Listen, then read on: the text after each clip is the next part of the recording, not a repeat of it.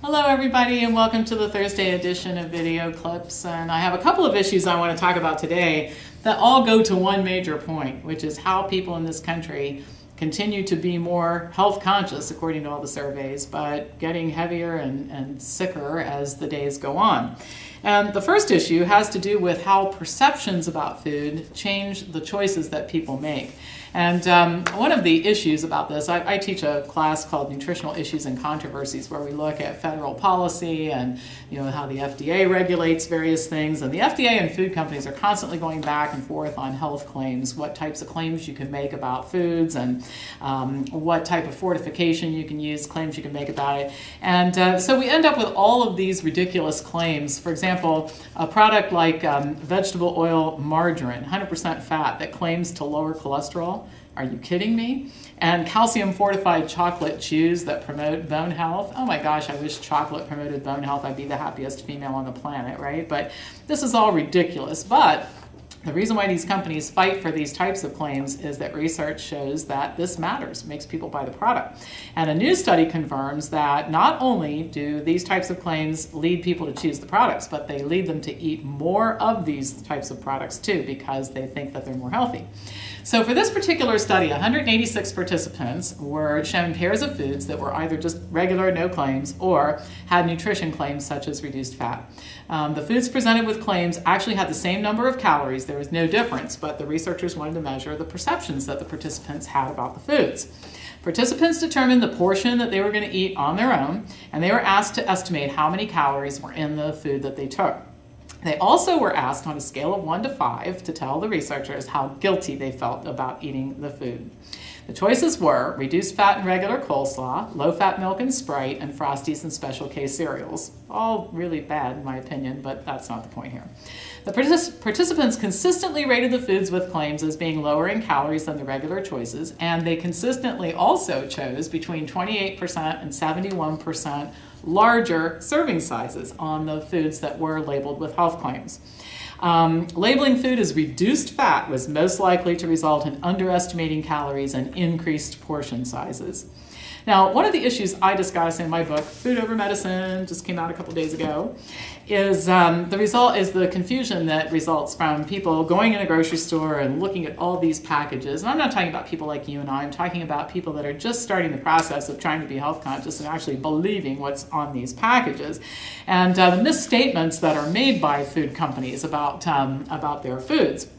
And I suggest an alternative, and it's actually in the book, and they did a really nice diagram. My publisher did such a good job on this book.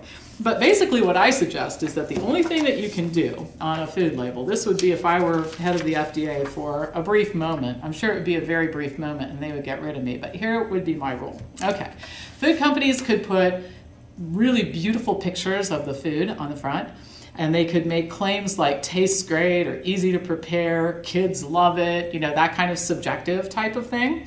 But on the back, the only thing that they could put would be the calories per serving, the ingredients, and the fat. That's it.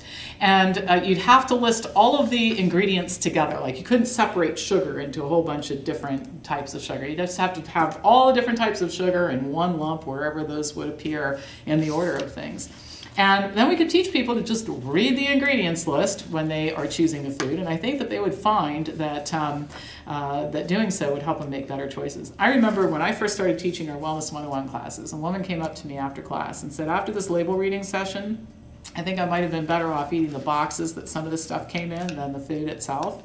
And I told her, well, the boxes probably had more fiber, so that actually might have been a better choice. Well, anyway, here's the deal.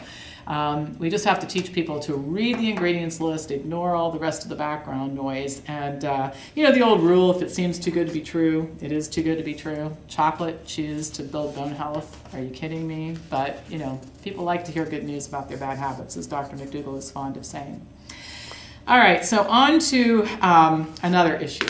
And this goes to the idea that people insist that people are eating better, it's just not doing any good. I see articles like this, believe me, and there are blogs where people say, oh, Americans tried eating less fat and counting calories, and none of it works. And of course, the way that we teach people, when I say we, I don't mean me, the Wellness Forum, but in general in this country, the way we teach people to change their diets is completely ineffective. But a presentation was made by somebody from the USDA's Agriculture Research Service at a Peanut Institute event. And this really shows where American eating patterns have gone recently. According to the report, the number of times that people eat per day in the United States has increased from 3.9 times in the late 70s to 5.6 in 2009 and 10. Now, this by itself is not a problem. We teach people here at the Wellness Forum to eat 5 or 6 times a day. I like that. It keeps me from getting ridiculously hungry, keeps my energy levels high, that kind of thing. The problem is what people are eating. For example, pizza consumption has gone up significantly, and the number of calories consumed from pizza has increased from 453 calories a day in the late 70s to 666 calories. Now, this is average per capita. I didn't eat any pizza yesterday. You probably didn't either. So you can imagine how much pizza the rest of the group is eating. So they're eating my share and your share, right? Now, one thing, this part I'm going to tell you was not included in the USDA report, but I know that one of the reasons why pizza has become so much more calorie dense is the dairy promotion programs done with the USDA and the dairy industry to promote more cheese consumption. In 2002, for example, Pizza Hut made that summer the summer of cheese, and one 12-week promotion resulted in the sale of 102 million additional pounds of cheese just during that 12-week period. So no wonder calorie consumption from pizza is going up. Now, at the same time, vegetable consumption has dropped from an average of 2.6 servings to 1.9 servings a day. And get this, French fries, in this study, considered a vegetable. So you can imagine how few green, yellow, orange vegetables, salads, that sort of thing people are eating if we're including French fries in that mix. The trend is awful. Back in the 70s, only 12% of Americans said they didn't eat any fruit or vegetables yesterday. Today, it's 25%. Now, the unfortunate part of this report was the analysis of the macronutrient content of the diet. Fat consumption went down, protein consumption remained even, carbohydrate consumption went up. And of course, this is going to fuel the myth that some of our detractors like to promote that high carbohydrate eating doesn't work and lowering fat doesn't work. Well, calorie consumption is going up.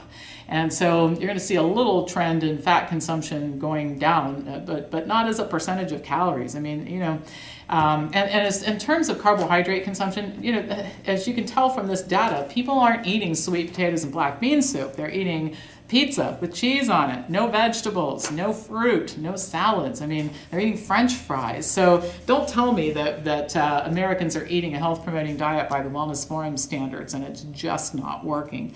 So basically, we spend a lot of time in this country, when I say again we, the collective we, the national organizations, the government, health professionals, telling people to eat better. Obviously, they're not telling them the right message, or we wouldn't be seeing data like this. So if you're looking around and wondering why people are getting heavier and sicker, I think this data shows us why.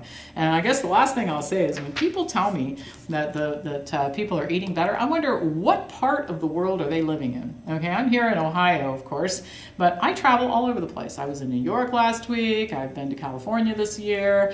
I've been to New York a couple of times. I go to a lot of different places, and I want to know, where is this oasis of health that everybody's talking about where people are actually eating better? Please let me know. I haven't found it. It hasn't existed any place I've gone. Everybody's eating, from my observation, something like the standard American diet. All right, well, that's enough for now. Pick up your copy of Food Over Medicine at your local bookseller or order it online. I'll be back to you next Tuesday.